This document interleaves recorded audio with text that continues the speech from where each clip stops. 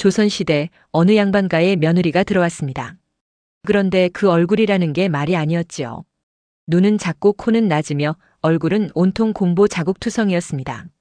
시댁 식구들은 물론이고 마을 사람들까지 수군거렸습니다. 저런 여자를 어찌 양반가 며느리로 들였단 말인가. 하지만 그들은 몰랐습니다. 밤이 되면 벌어지는 아무도 믿지 못할 진실을 말입니다. 이 이야기는 경상도 어느 고을에서 실제로 전해 내려오던 사연입니다. 지금으로부터 약 300년 전 조선 숙종대의 일이었지요. 그 고을에 박진사라는 양반이 살았습니다. 대대로 내려온 토지가 제법 있었고 과거는 보지 못했으나 마을에서 존경받는 선비였지요. 박진사에게는 외아들이 하나 있었는데 이름이 박성진이었습니다. 23세 나이에 얼굴도 준수하고 글공부도 제법 했던 청년이었지요. 혼인 정년기가 되자 박진사 부부는 아들의 장가를 보내려 했습니다. 인근 고을의 양반과 규수들을 여럿 알아보았지요. 그런데 이상한 일이 벌어졌습니다. 중매를 서던 이가 어느 날 박진사 댁을 찾아왔는데 얼굴이 사색이 되어 있었습니다. 진사 나으리 송구하오나 이번 혼담은 파해야 할 것 같습니다. 무슨 연유인가? 알아보니 그 집안에 큰 빚이 있더이다. 게다가 규수의 외삼촌이 영모에 연루되어 유배를 갔다는 소문도 있습니다. 이런 일이 한두 번이 아니었습니다. 좋다고 소문난 집안은 알고 보면 이런저런 문제가 있었고 깨끗한 집안은 혼수가 너무 적거나 규수의 건강에 문제가 있었지요. 박진사 부부는 점점 지쳐갔습니다. 그러던 어느 날이었습니다. 박진사의 먼 친척 되는 이가 찾아왔습니다. 박진사보다 한 학년 위인 박찬봉이라는 사람이었지요. 그는 멀리 전라도 쪽에 살고 있었는데 오랜만에 경상도 친척들을 찾아 길을 나선 참이었습니다. 형님, 소인이 하나 제안을 드리고자 합니다. 무슨 말인가? 제 고향 마을에 강씨라는 집안이 있는데 몰락한 양반가이긴 하나 대대로 선비를 배출한 명문가였습니다. 그런데 집안이 기울면서 외동딸의 혼처를 구하지 못하고 있다 하더이다. 박진사가 물었습니다. 그 규수의 나이는? 올해 19입니다. 건강은? 튼튼하다 들었습니다. 바느질도 잘하고 음식 솜씨도 뛰어나다 합니다. 그런데 왜 혼처를 구하지 못한단 말인가? 박찬봉이 잠시 머뭇거리더니 말했습니다. 얼굴이 좀 못생겼다고 합니다. 박진사 부인이 옆에서 코웃음을 쳤습니다. 요즘 세상에 얼굴 때문에 시집을 못 간다는 게 말이 됩니까? 분명 다른 이유가 있을게요. 하지만 박찬봉은 고개를 저었습니다. 아닙니다. 제가 그 집안을 잘 아는데 정말 얼굴 때문입니다. 어릴 적 홍역을 알아서 얼굴에 공보 자국이 많고 워낙 피부가 거무스름해서 마을 사람들이 검둥이 처녀라고 부를 정도입니다. 박진사 부부는 망설였습니다. 아무리 집안이 깨끗하고 성품이 좋다 해도 며느리가 너무 못생기면 집안 체면이 서지 않을 터였지요. 하지만 박찬봉이 거듭 권했습니다. 형님, 요즘 같은 세상에 얼굴 예쁜 것보다 중요한 게 무엇입니까? 성품이 바르고 가문이 깨끗하면 그것으로 족한 것 아니겠습니까? 더구나 그 규수는 글도 읽을 줄 안다 합니다. 여염집 규수치고는 드문 일이지요. 결국 박진사는 한번 만나보기로 했습니다.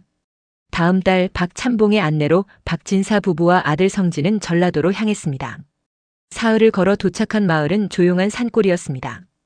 강씨 집안은 기와집이긴 했으나 곳곳이 퇴락해 있었고 마당엔 잡초가 무성했습니다. 강씨 집안 어른이 나와 맞이했습니다. 예를 갖추고 인사를 나눈 뒤 드디어 규수가 나왔습니다. 그 순간 박진사 부인은 속으로 탄식을 삼켰습니다. 소문보다 더했습니다. 얼굴은 정말로 거무스름했고 공보 자국이 이마부터 턱까지 흩어져 있었습니다. 눈은 작고 코는 납작했으며 입술은 두툼했지요. 옷차림은 단정했으나 그 어떤 것도 못생긴 얼굴을 가려주지 못했습니다. 아들 성진도 고개를 들지 못했습니다. 평생을 함께 살아야 할 아내가 저토록 못생겼다니 앞날이 캄캄했지요. 하지만 약속을 한 터라 쉽게 물러설 수도 없었습니다. 박진사는 예를 갖춰 혼담을 진행했고 강씨 집안도 감사하다며 받아들였습니다. 혼례 날짜가 잡혔습니다. 그날 밤 박진사네 여관방에서 부인이 한숨을 내쉬었습니다. 저런 며느리를 들이다니. 마을 사람들이 뭐라 할지 벌써 걱정입니다. 박진사도 걱정스러운 표정이었습니다. 그래도 이미 약속을 했으니 어쩔 수 없지 않소. 얼굴이야 어찌하겠소마는 성품이 좋다니 그것으로 위안을 삼읍시다. 아들 성진은 아무 말도 하지 못했습니다. 석 달 뒤 혼례가 치러졌습니다. 신부가 가마를 타고 박진사네 집에 도착했습니다. 마을 사람들이 구경을 나왔는데 신부의 얼굴을 보자 수군거림이 시작되었습니다. 저게 무슨 신부야? 얼굴이 왜 저 모양인가? 박진사댁이 미쳤나 보네. 저런 여자를 며느리로 들이다니. 저 얼굴로 어찌 양반과 며느리 노릇을 하겠어? 신부는 빨간 족두리를 깊이 눌러쓰고 고개를 숙인 채 걸었습니다. 사람들의 비웃음이 귓가에 들렸지만 그녀는 아무 말도 하지 않았습니다. 혼례를 마치고 신방에 들었습니다. 촛불이 켜진 방에서 신랑 성진은 신부와 마주 앉았습니다. 신부는 여전히 고개를 숙이고 있었지요. 성진은 차마 신부의 얼굴을 똑바로 보지 못했습니다. 형식적으로 술잔을 나누고 그는 일찍 잠자리에 들었습니다. 그런데 이상한 일이 벌어졌습니다. 잠이 들려는 순간 성진은 묘한 향기를 맡았습니다. 매화꽃 같기도 하고 난초 같기도 한 형언할 수 없이 그윽한 향이었지요. 그 향기에 이끌려 눈을 떴는데 어둠 속에서 누군가의 실루엣이 보였습니다. 촛불은 이미 꺼진 뒤였습니다. 달빛만이 창문을 통해 희미하게 들어왔지요. 낭군님. 신부의 목소리가 들렸습니다. 낮에 들었던 그 목소리가 맞는데 이상하게도 한결 부드럽고 감미로웠습니다. 자네. 성진이 말을 더듬었습니다. 어둠 속에서 보이는 신부의 모습이 낮과는 전혀 달랐던 것입니다. 달빛에 비친 그 얼굴은 마치 선녀 같았습니다. 피부는 눈처럼 희고 눈매는 또렷하며 코는 오똑하고 입술은 앵두같이 붉었지요. 에이, 이게 어찌 된 일인가? 성진은 너무 놀라 벌떡 일어났습니다. 하지만 신부는 조용히 그의 손을 잡았습니다. 놀라지 마세요, 낭군님. 제가 말씀드릴 것이 있습니다. 신부가 천천히 이야기를 시작했습니다. 제 어머니는 신령님을 모시던 무당이었습니다. 아버지는 몰락한 양반이었고요. 어머니가 저를 낳고 돌아가시면서 이상한 말을 남기셨다고 합니다. 이 아이는 낮에는 추하고 밤에는 아름다울 것이다. 이는 하늘이 내린 시련이니 진심으로 사랑하는 이를 만날 때까지 참고 견뎌야 한다고요. 성진은 입을 다물지 못했습니다. 정말. 낮에는 그 얼굴이고 밤에는 이 얼굴이란 말인가? 그렇습니다. 해가 지면 제 본래 모습이 드러나고 해가 뜨면 다시 못생긴 얼굴로 돌아갑니다. 이것은 제 숙명입니다. 그럼 아무도 모른단 말인가? 아무도 모릅니다. 아버지만 아실 뿐입니다. 그래서 저는 평생 혼처를 구하지 못했습니다. 낮의 모습 때문에 모두가 저를 피했으니까요. 성진은 복잡한 심경이었습니다. 아내가 이토록 아름다운 여인이라니 기쁜 일이었습니다. 하지만 낮에는 여전히 못생긴 얼굴로 살아야 한다는 사실이 안타까웠지요. 자네를 어찌해야 하나? 신부가 조용히 말했습니다. 낭군님, 이것만 부탁드립니다. 제 낮의 모습을 부끄러워하지 말아주세요. 그리고 이 비밀을 아무에게도 말씀하지 말아주세요. 때가 되면 저절로 풀릴 일입니다. 성진은 고개를 끄덕였습니다. 그날 밤 두 사람은 진정으로 부부가 되었습니다. 다음 날 아침이 되었습니다. 동이 트자 신부의 얼굴은 다시 어제의 그 못생긴 모습으로 돌아가 있었습니다. 성진은 그 모습을 보고 다시 한번 놀랐지만 간밤의 약속을 기억하고 아무 내색도 하지 않았습니다. 시댁 식구들에게 패백을 올리는 자리였습니다. 시어머니는 며느리의 얼굴을 보고 눈살을 찌푸렸습니다. 시아버지도 한숨을 쉬었지요. 하지만 신부는 의젓하게 예를 갖추었고 목소리는 차분하고 또렷했습니다. 어머님, 아버님께 문안드립니다. 예법에 어긋남이 없었고 거동도 단정했습니다. 시어머니는 마음속으로 생각했습니다. 얼굴은 저 모양이지만 그래도 몸가짐은 바르구나. 며칠이 흘렀습니다.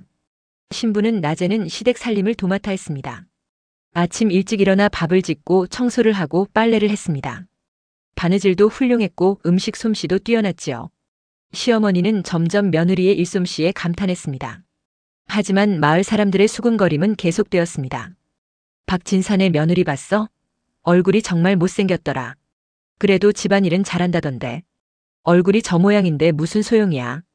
양반과 며느리가 저 꼴이면 되겠어? 장터에 나갈 때마다 우물가에 갈 때마다 사람들은 신부를 보며 속닥거렸습니다. 신부는 그럴 때마다 고개를 숙이고 묵묵히 걸었습니다. 하지만 밤이 되면 상황은 완전히 달랐습니다. 해가 지고 달이 뜨면 신부는 절세미인으로 변했습니다. 성진은 매일 밤 아내의 아름다운 모습에 넋을 잃었지요. 두 사람은 밤마다 이야기를 나누고 시를 읊고 검은고를 탔습니다. 신부는 글도 잘 읽고 노래도 구슬펐습니다. 성진은 행복했습니다. 하지만 동시에 괴로웠습니다. 이토록 아름답고 현명한 아내를 낮에는 사람들에게 보여줄 수 없다는 것이 안타까웠던 것입니다. 당신 정말 이 모습을 아무에게도 보여줄 수 없는 건가요? 어느 날 밤 성진이 물었습니다. 신부가 고개를 저었습니다. 안 됩니다, 낭군님. 때가 되지 않았습니다. 때라니 대체 언제입니까? 제가 진정으로 사람들에게 인정받을 때입니다. 얼굴이 아니라 마음으로, 겉모습이 아니라 행실로요.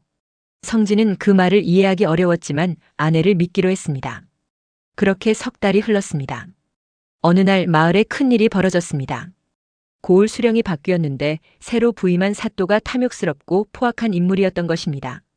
그는 부임하자마자 백성들에게 무거운 세금을 물렸고 억울한 일이 생겨도 뇌물을 바치지 않으면 판결을 내리지 않았습니다. 마을 사람들이 괴로워하기 시작했습니다.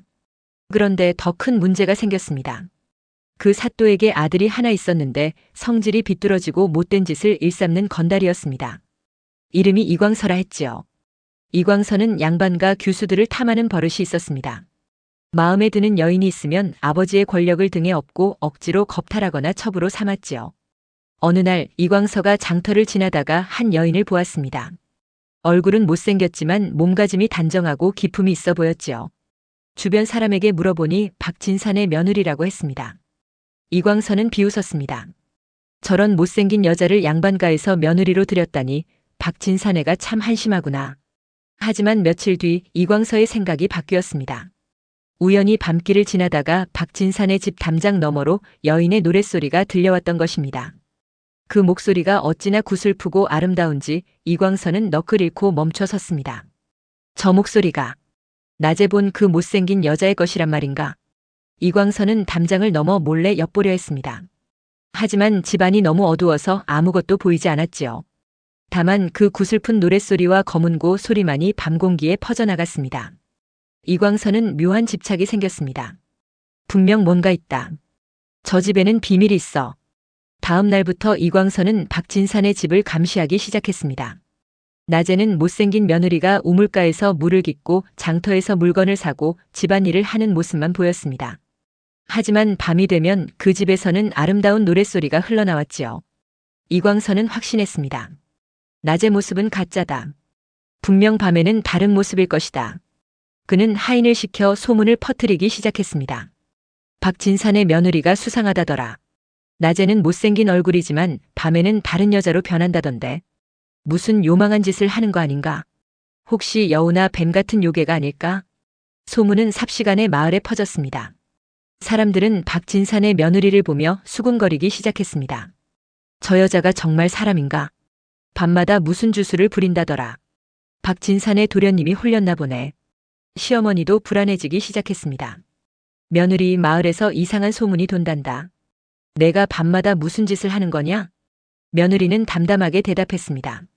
아무것도 하지 않습니다, 어머님. 그저 낭군님과 이야기를 나누고 노래를 부를 뿐입니다. 그럼 왜 그런 소문이 도는 게냐?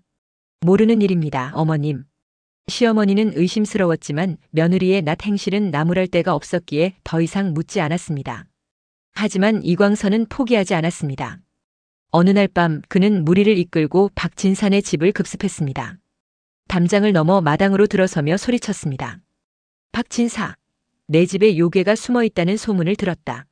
당장 나와서 해명하라. 박진사 가족이 놀라 나왔습니다. 성진도 급히 방에서 뛰쳐나왔지요. 다행히 해가 진 지 얼마 안 되어서 아내는 아직 변신하기 전이었습니다. 이게 무슨 짓이냐? 한밤중에 남의 집에 쳐들어오다니. 박진사가 화를 냈지만 이광서는 비웃었습니다. 요괴를 잡으러 왔다. 내 며느리를 내놓아라. 며느리가 무슨 요괴란 말이냐? 그럼 증명해보라. 지금 당장 며느리를 불러내라. 할 수 없이 며느리가 나왔습니다. 여전히 못생긴 얼굴이었지요. 이광서와 그 무리는 횃불을 들고 며느리를 살폈습니다. 이 얼굴이 맞나? 맞습니다. 그럼 밤에는 다른 얼굴로 변한다는 게 사실이냐? 그런 일은 없습니다. 거짓말. 내가 직접 들었다. 밤마다 이 집에서 구슬픈 노랫소리가 들리는데 이 못생긴 입에서 그런 소리가 나올 리 없다. 며느리가 차분히 대답했습니다. 노래는 제가 불렀습니다. 제 목소리가 그렇게 좋지 않다는 것은 압니다만 낭군님께서 좋아하셔서 부를 뿐입니다. 이광서는 화가 났습니다. 증거를 찾을 수 없었기 때문입니다. 좋다. 오늘은 그냥 가겠다. 하지만 계속 지켜볼 것이다. 만약 요괴 짓이 밝혀지면 그때는 용서하지 않겠다. 이광서 일행이 물러갔습니다. 그날 밤 성진은 아내에게 물었습니다. 당신 이러다가 큰일 나는 거 아니오? 그자가 계속 집착하면 어쩌려고 그러시오? 아내가 조용히 말했습니다. 걱정 마세요, 낭군님. 이것도 제가 겪어야 할 시련입니다. 조금만 더 참으면 모든 것이 밝혀질 것입니다. 하지만 믿어주세요. 성진은 불안했지만 아내를 믿기로 했습니다. 다음 날부터 이광서의 감시가 더욱 심해졌습니다. 낮에도 밤에도 하인들을 시켜 박진산의 집을 지켜보게 했지요. 마을 사람들도 수군거렸습니다. 사또 아드님까지 나섰으니 뭔가 있긴 있나 보네. 박진산의 며느리가 정말 요괴인가? 조심해야 해. 요괴는 사람을 홀린다잖아. 며느리는 그런 시선 속에서도 묵묵히 일상을 이어갔습니다. 장터에 가고 우물에서 물을 깃고 집안일을 했습니다. 사람들이 수군거려도 손가락질을 해도 그녀는 담담하게 자신의 길을 걸었습니다. 하지만 시련은 여기서 끝나지 않았습니다. 어느 날 마을에 전염병이 돌기 시작했습니다. 여름 장마가 길어지면서 역병이 퍼진 것이었지요. 처음에는 한두 집에서 시작되었지만 곧 마을 전체로 번졌습니다. 열이 나고 기침을 하다가 며칠 만에 죽는 병이었습니다. 사람들은 공포에 떨었습니다. 이게 다 박진산의 며느리 때문이다. 요괴가 재앙을 불러온 거야. 당장 그 여자를 쫓아내야 해. 이광서는 이 기회를 놓치지 않았습니다. 아버지인 사또에게 말했습니다. 아버지, 박진산의 며느리가 역병을 퍼뜨린 요괴입니다. 당장 잡아들여야 합니다. 사또도 민심을 잠재워야 했기에 동의했습니다. 좋다. 내일 당장 박진산에로 가서 그 여자를 잡아오너라. 다음 날 관아의 군사들이 박진산의 집으로 몰려왔습니다. 이광서가 앞장섰지요. 박진사, 내 며느리를 당장 내놓아라. 역병을 퍼뜨린 죄로 잡아가겠다. 박진사가 황급히 나왔습니다. 이게 무슨 터무니없는 말이냐? 며느리가 무슨 역병을 퍼뜨렸단 말이냐? 마을의 소문이 자자하다. 내 며느리가 요괴라고. 그 요괴가 재앙을 불러온 것이다. 말도 안 되는 소리를. 하지만 군사들은 강제로 며느리를 끌어냈습니다. 며느리는 저항하지 않고 순순히 따라 나섰습니다. 성진이 달려들었습니다. 안 돼. 아내를 놓아주시오. 하지만 군사들이 그를 막아섰습니다. 며느리는 끌려가면서 남편을 돌아보며 말했습니다. 낭군님 걱정 마세요. 진실은 곧 밝혀질 것입니다. 며느리는 관아로 끌려갔습니다. 관아뜰에는 이미 많은 사람들이 모여 있었습니다. 마을 사람들이 구경을 나온 것이었지요. 사또가 높은 자리에 앉아 내려다보았습니다.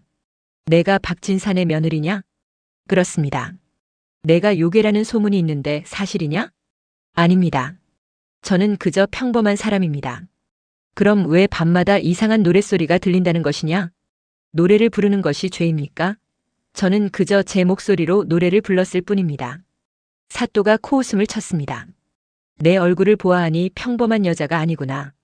분명 요괴의 변신술로 사람을 속이는 것이리라. 그렇지 않습니다.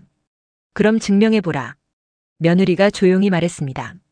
제가 요괴가 아님을 어찌 증명합니까? 제가 사람임을 보이는 것은 쉽지만 제가 요괴가 아님을 증명하기는 어렵습니다. 사또가 화를 냈습니다. 말장난을 하는구나. 좋다. 그럼 매를 쳐서 자백을 받겠다. 군사들이 며느리를 끌고 가려 했습니다. 바로 그때였습니다. 마을 어귀에서 노인 한 분이 급히 달려왔습니다. 머리가 하얗고 수염이 긴 도포를 입은 선비였지요.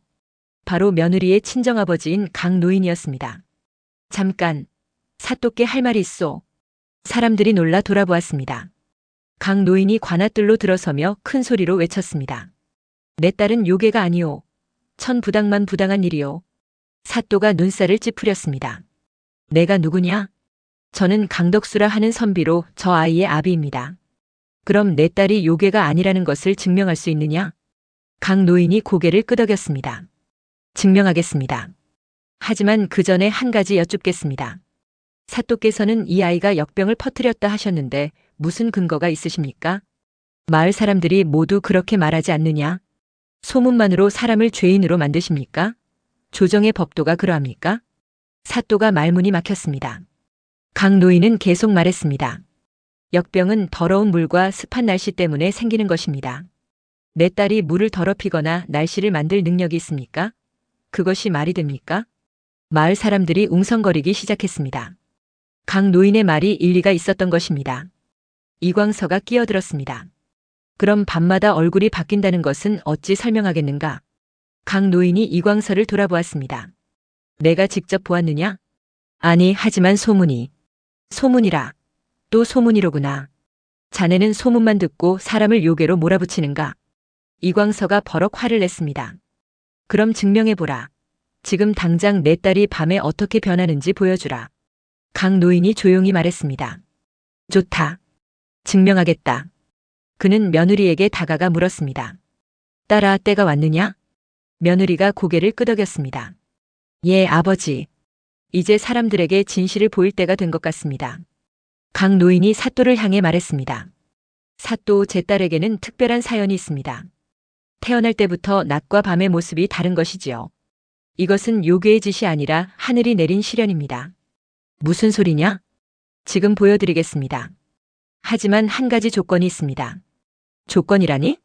내 딸의 진짜 모습을 보신 뒤 만약 제 말이 거짓이 아니라면 사또께서는 이 억울한 누명을 벗겨주셔야 합니다. 사또가 망설이다가 고개를 끄덕였습니다. 좋다.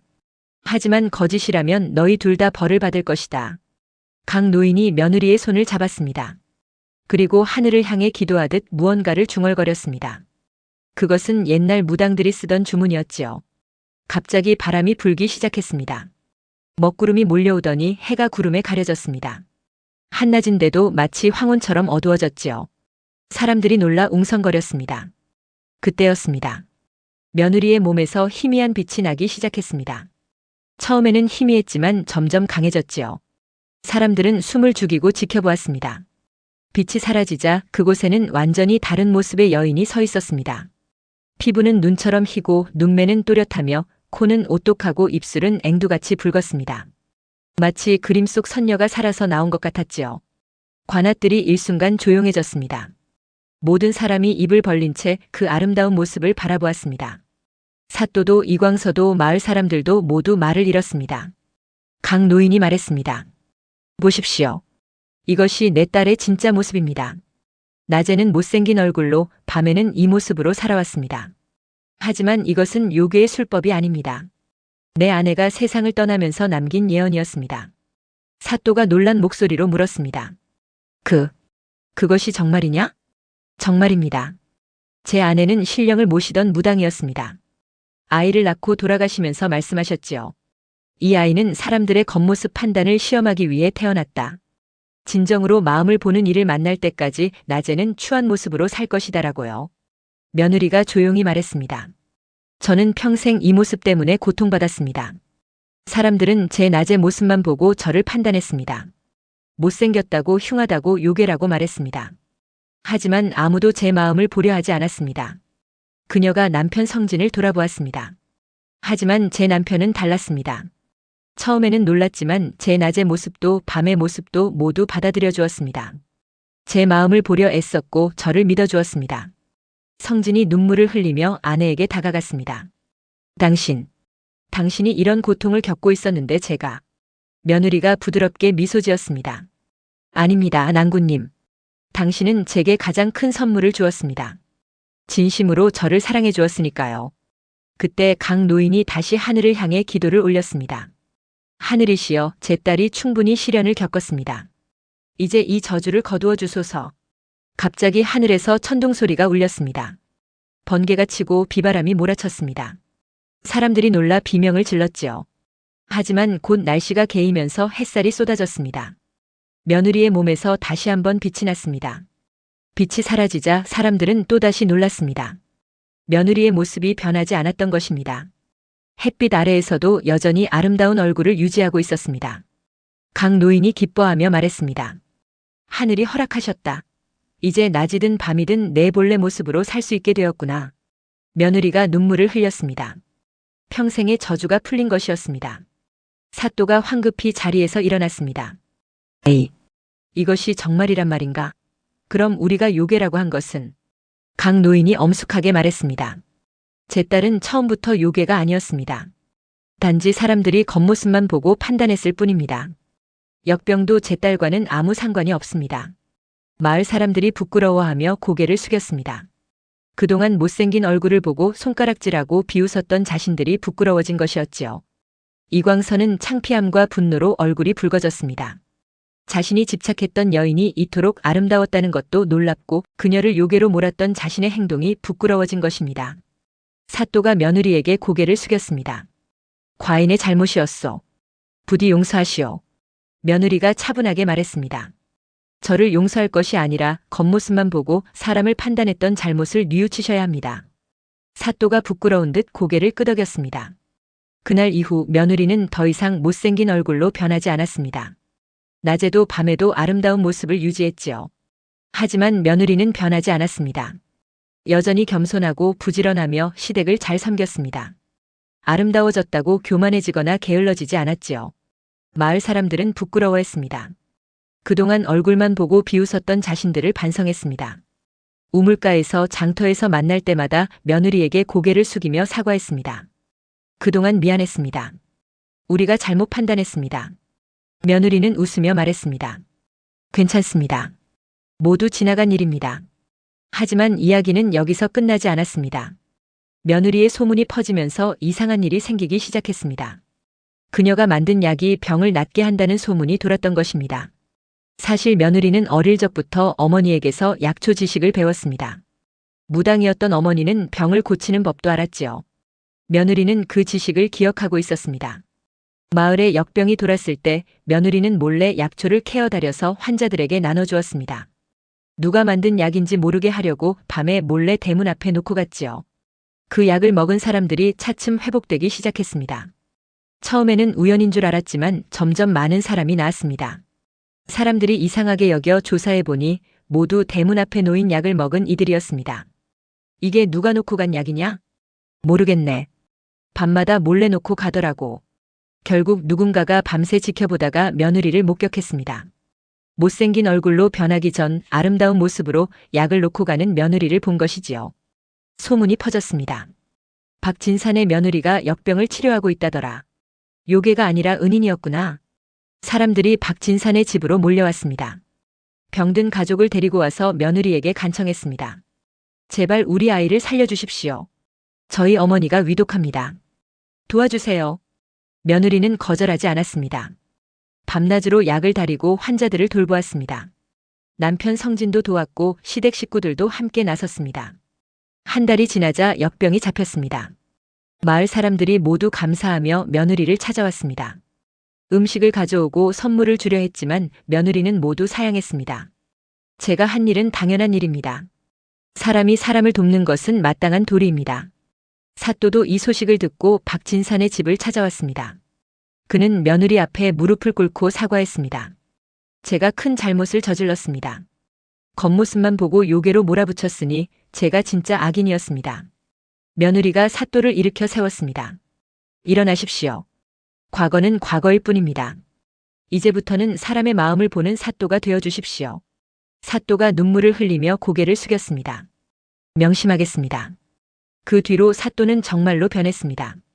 더 이상 탐욕을 부리지 않았고 백성들의 억울함을 제대로 들어주었습니다. 아들 이광서도 반성하고 착하게 살기 시작했지요. 며느리의 이야기는 온 나라에 퍼졌습니다. 어느 날 임금이 그 소문을 듣고 사람을 보내 며느리를 불렀습니다. 한양으로 올라간 며느리는 임금 앞에 섰습니다. 그대가 박진산의 며느리인가? 그렇습니다, 전하. 소문을 들었노라. 못생긴 얼굴로 태어나 온갖 멸시를 받았으나 마음만은 누구보다 아름답다고 하더구나. 며느리가 고개를 숙였습니다. 과찬의 말씀입니다, 전하. 임금이 물었습니다. 그대는 왜 사람들이 자신을 요괴라 부를 때도 참고 견뎠는가? 며느리가 대답했습니다. 전하, 사람들은 두려운 것을 싫어합니다. 제 모습이 두려웠기에 요괴라 불렀을 뿐입니다. 저는 그들이 언젠가 진실을 알아볼 것이라 믿었습니다. 그 믿음은 어디서 나왔는가? 제 남편에게서 나왔습니다. 한 사람이라도 진심으로 저를 믿어준다면 언젠가 모든 사람도 저를 믿어줄 것이라 생각했습니다. 임금이 감동하여 말했습니다. 참으로 훌륭하구나. 겉모습이 아니라 마음을 보는 사람, 그것이야말로 진정한 사람이로다. 임금은 며느리에게 상을 내렸습니다. 비단과 곡식 그리고 정려를 세울 수 있는 권한을 주었지요. 며느리는 한양에서 고향으로 돌아왔습니다. 마을 사람들이 모두 나와 환영했습니다. 그들은 이제 며느리를 마을의 은인으로 여겼습니다. 며느리는 임금이 내린 곡식을 모두 마을 사람들에게 나눠주었습니다. 가난한 집에는 더 많이 주었지요. 저 혼자 받은 상이 아닙니다. 저를 믿어주고 받아준 여러분 모두의 것입니다. 사람들이 눈물을 흘렸습니다. 시간이 흘렀습니다. 며느리와 성진은 아이를 낳았습니다. 예쁜 딸이었는데 어머니를 닮아 아름다웠지만 결코 교만하지 않았습니다. 며느리는 딸에게 가르쳤습니다. 얼굴은 하늘이 주는 것이지만 마음은 내가 가꾸는 것이란다. 사람을 판단할 때 겉모습을 보지 말고 그 사람의 행실과 마음을 보아라. 딸은 어머니의 가르침을 잘 따랐습니다. 박진산의 집안은 대대로 번창했습니다. 며느리의 이야기는 후손들에게 전해졌고 마을 사람들도 그 이야기를 잊지 않았습니다. 세월이 더 흘러 며느리가 할머니가 되었을 때의 일입니다. 마을에 새로 부임한 젊은 수령이 찾아왔습니다. 그는 며느리의 이야기를 듣고 직접 가르침을 받고 싶다고 했지요. 어르신, 소인이 여쭙고 싶은 것이 있습니다.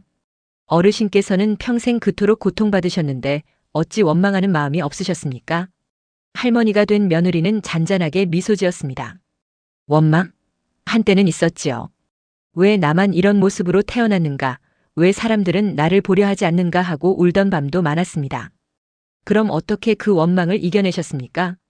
이겨낸 것이 아닙니다. 깨달은 것이지요. 무엇을 깨달으셨습니까? 할머니가 창밖을 바라보며 말했습니다. 사람들이 나를 못생겼다고 할 때 나는 그들을 미워했습니다. 하지만 어느 날 깨달았지요. 그들도 두려웠던 것이라는 것을요. 낯선 것, 이해할 수 없는 것을 보면 사람은 두려워합니다. 그 두려움이 미움으로 변하는 것이지요. 그래서 용서하신 겁니까? 용서라기보다는 이해했습니다. 그들도 나처럼 연약한 사람이었으니까요. 젊은 수령이 고개를 끄덕였습니다. 하지만 어르신, 그래도 억울하지 않으셨습니까? 아무 잘못도 하지 않았는데. 요괴라 불리고 역병의 원인이라 몰리셨는데요. 할머니가 잠시 생각하다가 말했습니다. 젊은이, 내가 하나 물어보겠네. 자네는 평생 한 번도 다른 사람을 겉모습으로 판단한 적이 없는가? 수령이 당황하며 대답했습니다. 그것은 누구나 그런 잘못을 저지르지. 나 역시도 예쁜 사람을 보면 성품도 좋을 것이라 생각하고 못생긴 사람을 보면 경계하던 때가 있었네. 그러니 그들을 어찌 원망할 수 있겠는가? 하지만 어르신은 그 잘못으로 고통받으셨습니다. 그렇지. 하지만 그 고통이 나를 성장시켰네. 만약 내가 태어날 때부터 아름다웠다면 나는 결코 사람의 마음을 보는 법을 배우지 못했을 것이네. 겉모습의 허상을 알지 못했을 것이고 진정한 사랑이 무엇인지도 깨닫지 못했을 것이네. 할머니가 마루 끝에 앉아있는 할아버지를 돌아보았습니다. 백발이 된 성진이 따뜻한 눈빛으로 아내를 바라보고 있었지요. 저 사람을 보게나. 내가 못생겼을 때도 나를 받아들여 주었고 아름다워진 뒤에도 변함없이 대해주었지. 겉모습이 아니라 내 마음을 사랑해준 사람이네. 만약 내가 처음부터 아름다웠다면 나는 결코 저런 사람을 알아보지 못했을 것이네. 젊은 수령이 깊이 생각에 잠겼습니다. 그렇다면 어르신께서 겪으신 모든 고통이 헛되지 않았다는 말씀이신가요? 헛되지 않았지. 그 고통이 나를 더 나은 사람으로 만들었으니까. 그리고 그 경험이 지금 이 마을 사람들에게, 자네에게, 그리고 앞으로 이 이야기를 들을 모든 이에게 가르침이 되지 않는가? 수령이 깊이 절을 올렸습니다. 가르침 감사드립니다, 어르신. 하지만 할머니의 이야기는 아직 끝나지 않았습니다. 그해 가을 마을에 큰 흉년이 들었습니다. 여름 내내 가뭄이 계속되어 곡식이 제대로 여물지 못했지요. 사람들이 굶주리기 시작했습니다. 할머니는 자신의 창고를 열었습니다. 그동안 모아두었던 곡식을 모두 꺼내 마을 사람들에게 나눠주었습니다. 어르신, 이러시면 어르신 댁은 어찌하시려고요? 괜찮네. 우리 식구는 줄여 먹으면 되네. 하지만 사람이 사람을 돕는 것은 당연한 일이네. 내가 고통받을 때 누군가 나를 도와주었다면 이제는 내가 다른 이를 도와야 하지 않겠는가? 마을 사람들이 눈물을 흘렸습니다. 한때 요괴라 부르며 손가락질했던 그 여인이 이제는 자신들의 생명을 구하고 있었던 것입니다. 하지만 문제가 생겼습니다. 창고의 곡식만으로는 부족했습니다. 가뭄이 너무 심해서 이웃 마을에서도 식량을 구할 수 없었지요. 할머니는 고민하다가 결심했습니다. 한양으로 가서 조정의 도움을 청하기로 한 것입니다. 가족들이 말렸습니다. 어머니, 연세가 이미 60이 넘으셨는데 어찌 먼 길을 가시려 합니까? 괜찮다. 마을 사람들을 살려야 한다. 제가 가겠습니다, 어머니. 아들이 나섰지만 할머니는 고개를 저었습니다. 아니다. 임금께서는 나를 아신다. 내가 가는 것이 더 빠를 것이다. 결국 할머니는 길을 나섰습니다. 며느리와 손자가 함께 따라 나섰지요. 한양까지 가는 길은 멀고 험했습니다. 나이든 몸으로 걷기 힘들었지만 할머니는 쉬지 않고 걸었습니다. 마을 사람들의 얼굴이 눈앞에 아른거렸기 때문입니다. 보름을 걸어 한양에 도착했습니다. 궁궐 앞에서 할머니는 상소를 올렸습니다. 임금에게 마을의 상황을 알리고 구유를 청하는 글이었지요. 하지만 임금은 이미 세상을 떠난 지 오래였고 새로운 임금이 즉위에 있었습니다. 새 임금은 할머니의 이야기를 알지 못했습니다. 상소가 받아들여지지 않았습니다. 할머니는 포기하지 않았습니다. 매일 궁궐 앞에 나가 엎드려 간청했습니다. 전하, 백성들이 굶어 죽어가고 있습니다. 제발 도와주십시오. 궁궐 관리들이 할머니를 쫓아냈지만 다음 날이면 또다시 나타났습니다. 비가 오나 눈이 오나 할머니는 궁궐 앞을 지켰습니다. 사흘째 되는 날 할머니는 쓰러졌습니다. 굶주림과 추위, 피로가 겹쳐서 몸을 가누지 못한 것입니다. 며느리와 손자가 급히 할머니를 부축했습니다. 할머니, 정신 차리세요. 할머니. 사람들이 모여들었습니다. 그 중에 한 노인이 있었는데 자세히 보니 옛날 할머니를 알던 한양의 관리였습니다. 저분이 혹시 경상도에서 오신 그분이 아니신가? 그분을 아십니까? 물론이지. 선대 임금께서 표창하셨던 분이시네. 어인일로 이곳에. 사정을 듣고 난 노인이 황급히 궁궐로 달려갔습니다. 임금에게 사실을 알렸지요. 전하, 궁궐 앞에 쓰러진 분은 선대 임금께서 극찬하셨던 어진분입니다. 자신의 마을 사람들을 살리기 위해 이곳까지 오셨다 합니다. 임금이 놀라 물었습니다. 그런 분이 우리 궁궐 앞에서 사흘이나 엎드려 있었단 말인가? 그렇습니다, 전하. 어찌 아무도 나에게 알리지 않았는가? 임금이 화를 내며 즉시 할머니를 궁궐 안으로 모셔오게 했습니다. 의원이 달려와 할머니를 치료했습니다. 한참 만에 할머니가 눈을 떴습니다. 임금이 직접 할머니 앞에 나타났습니다. 어르신, 소인이 불찰하였습니다. 어르신의 간청을 제대로 듣지 못했으니 할머니가 놀라 일어나려 했습니다. 전하, 이 늙은이가 어찌 감히. 아니십니다. 일어나지 마십시오. 임금이 할머니의 손을 잡았습니다. 소인이 선대 임금께 들었습니다. 어르신의 이야기를요. 못생긴 얼굴로 멸시받으셨으나 마음만은 누구보다 아름다웠던 분, 사람들이 요괴라 불러도 참고 견디며 덕을 베푸셨던 분이라고요. 과찬이옵니다, 전하. 아닙니다. 선대 임금께서는 어르신을 본받으라고 늘 말씀하셨습니다. 겉모습이 아니라 마음을 보라고, 그것이 진정한 임금의 도리라고요. 임금이 말을 이었습니다. 어르신께서 이토록 늙으신 몸으로 먼 길을 오신 것은 무엇 때문입니까? 할머니가 마을의 상황을 설명했습니다. 흉년이 들어 사람들이 굶주리고 있다는 것, 곡식이 없어 겨울을 넘기기 어렵다는 것을 말했습니다. 임금이 즉시 명을 내렸습니다. 당장 창고를 열어 곡식을 실어가게 하라. 그 마을뿐 아니라 인근의 모든 백성이 굶지 않도록 하라. 성은이 망극하옵니다, 전하. 아닙니다. 이것은 임금으로서 마땅히 해야 할 일입니다. 오히려 어르신께서 이렇게까지 하시게 한 것이 부끄럽습니다. 임금은 그뿐 아니라 할머니에게 많은 선물을 내렸습니다. 비단, 약재, 그리고 마을의 우물을 파는 비용까지 주었지요. 할머니는 감사의 절을 올리고 고향으로 돌아왔습니다. 마을 사람들이 모두 나와 할머니를 맞이했습니다. 며칠 뒤 한양에서 곡식을 실은 수레가 도착했고 마을 사람들은 모두 살 수 있었습니다. 그 겨울을 무사히 넘긴 뒤 마을 사람들이 모였습니다. 할머니께 감사의 뜻을 표해야 합니다. 정렬을 세웁시다. 아니, 사당을 지어야 합니다. 하지만 할머니는 모두 거절했습니다. 그런 것은 필요 없네. 나는 그저 사람으로서 당연한 일을 했을 뿐이네. 하지만 할머니, 대신 약속 하나만 해주게. 앞으로 누군가를 만날 때 겉모습만 보고 판단하지 말게. 그 사람의 마음을 보려 애쓰게. 그것이 나에게 하는 가장 큰 감사일 것이네. 마을 사람들이 눈물을 흘리며 약속했습니다. 약속하겠습니다, 할머니. 세월이 더 흘렀습니다. 할머니는 80 가까운 나이가 되었습니다. 몸이 약해져 더 이상 걷기 힘들어졌지요. 어느 봄날 할머니는 가족들을 모두 불러 모았습니다. 내 시간이 얼마 남지 않은 것 같구나. 가족들이 울먹였습니다. 할머니, 그런 말씀 마세요. 아니다. 살 만큼 살았다. 후회도 없다. 할머니가 자손들을 하나하나 돌아보며 말했습니다. 너희에게 당부한다. 사람을 대할 때 겉모습을 보지 말아라. 가난하다고 못생겼다고 신분이 낮다고 해서 함부로 대하지 말거라. 누구나 마음속에 아름다움을 가지고 있단다. 명심하겠습니다, 할머니. 그리고 기억하거라. 덕은 반드시 돌아온다는 것을. 당장은 손해보는 것 같아도 언젠가는 그 선행이 빛을 발한다는 것을 말이다. 할머니가 남편의 손을 꼭 잡았습니다. 여보, 당신 덕분에 행복했어. 할아버지가 눈물을 흘리며 대답했습니다. 나야말로 당신을 만나 행복했어. 당신은 내 못생긴 얼굴을 보고도 나를 받아들여 주었지. 내 마음을 보려 애썼지. 그것이 나에게는 가장 큰 선물이었어. 당신의 마음이 가장 아름다웠어. 할머니가 미소 지었습니다. 이제야 알겠어. 왜 하늘이 나를 못생기게 태어나게 했는지. 그것은 진정한 사랑을 알게 하기 위해서였던 거요. 겉모습이 아니라 마음으로 통하는 사랑 말이요. 그날 밤 할머니는 조용히 눈을 감았습니다.